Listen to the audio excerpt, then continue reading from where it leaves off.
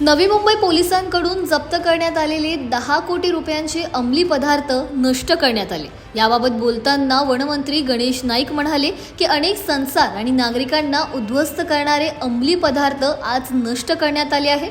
नवी मुंबई पोलिसांनी चांगली कामगिरी केली आहे। नवी मुंबई परिसरामध्ये मोठ्या प्रमाणात परदेशी नागरिक अंमली पदार्थांची विक्री करतात आणि त्यामुळे अनेक तरुण तरुणी व्यसनाधीन होऊन उद्ध्वस्त होतात। आज त्याच अनुषंगाने ही मोठी कारवाई झालेली आहे।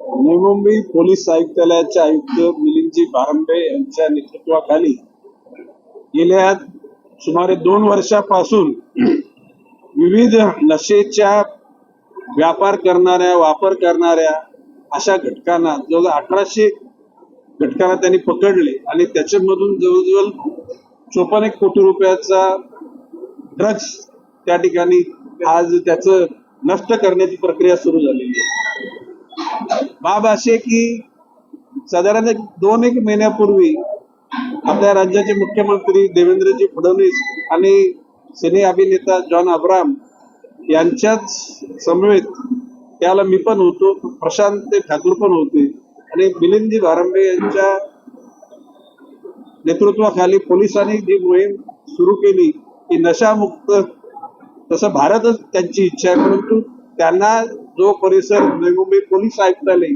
त्यामध्ये त्यांच्या यंत्रणेने अतिशय सुंदर काम करून मोठ्या प्रमाणामध्ये नशा धारण करणारे किंवा नशा करणाऱ्या लोकांना सुद्धा असते या ठिकाणी चांगल्या मार्गाला लावण्याचा प्रयत्न केलेला आहे। 100% यश पहिल्या टप्प्यातच येतच नसतं, टप्प्याटप्प्याने ते यश येईल आणि आशावादी माणसालाच यश मिळतं।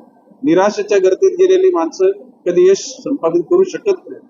मिलिंदजी भारंबे आणि त्यांचे सर्व सहकारी आणि खालचा पोलीस कॉन्स्टेबल या लोकांनी जीवाचं रान करून या ठिकाणी ही यंत्रणा राबवली आणि मोठ्या प्रमाणात त्यांना यश मिळालं।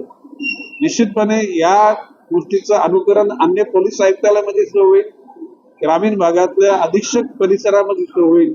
महाराष्ट्र नशामुक्त व्हावा, भारत नशामुक्त आणि जगातूनच ही नशामुक्ती व्हावी अशा प्रकारची धारणा आपल्या सारख्या माणसांच्या मनामध्ये असते आणि तिला यश मिळेल असा माझा विश्वास आहे। मोठ्या प्रमाणात पोलीस बंदोबस्त असतो, मात्र पोलीस करतो आणि नशामुक्त करण्यासाठी आज अशा प्रकारची टीम होती तर येणाऱ्या काळात भारत आपण नशामुक्त होईल आणि येणाऱ्या काळात कॉलेज आणि शाळेच्या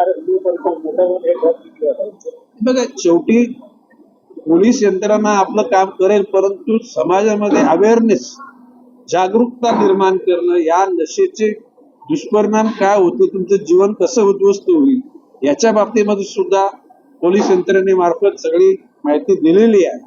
म्हणजे नशा केल्याने काय होणार आहे आणि नशा मुक्त झाल्याने काय होणार आहे, ह्यात सकारात्मक आणि नकारात्मक दोन्ही बाबी पोलिसांकडून सांगितले जातात आणि समाजातल्या आमच्यासारखे समाजसेवकांचं सुद्धा काम आहे, आम्ही पण तिथे काम करतो।